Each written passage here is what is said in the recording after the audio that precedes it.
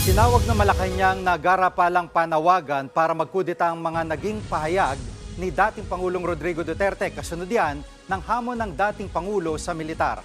Nasa frontline ng balitang yan si Brian Castillo.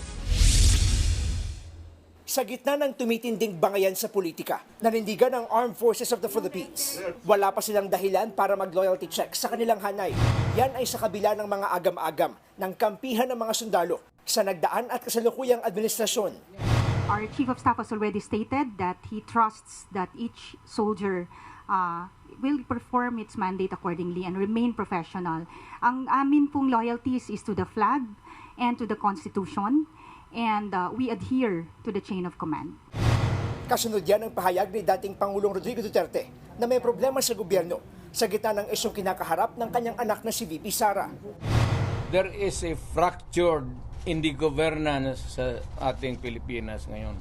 Walang makakorek niyan.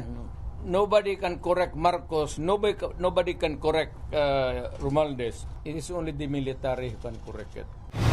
May tila panghahamon pa si Duterte sa AFP kaugnay sa pagsuporta nila kay Pangulong Marcos. I'm challenged to the military itself. The whole of the military kasi sila ang supposed to be protector of the Constitution. Sagot ng AFP, huwag na silang idamay at kaladkarin pa sa away politika. Mas marami raw problemang dapat unahin. Kabilang dyan ang pagbabantay sa ating teritoryo at exclusive economic zone sa West Philippine Sea. Hindi po natin gusto na malihis po ang usapin sa iba't ibang ingay na kumakalat. Hindi raw sila basta-bastang maiimpluwensyahan ni numan. To those who are spreading misinformation, disinformation, and malinformation designed to weaken the chain of command, listen and listen well. The chain of command is intact, it is secured. Walang makikinabang nito kung tayo mga Pilipino ay mag-away-away.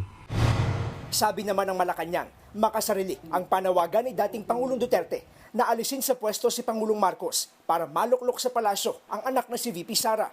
Gagawin daw ng dating Pangulo ang lahat, pati pang-iinsulto sa sandatahan para lang matuloy ang kanyang balak. Nakagugulat daw ang anilay garapalang panawagang kudeta ni Digong. Dapat daw sundin ng dating Pangulo ang saligang batas at tigilan ang pagiging irresponsable. Sa huli, sinabi ng Malacanang na hindi tamang mang-agaw ng kapangyarihan sa pamamagitan ng pagpatay, panggugulo at pag-aalsa. Maghintay daw sa tamang panahon.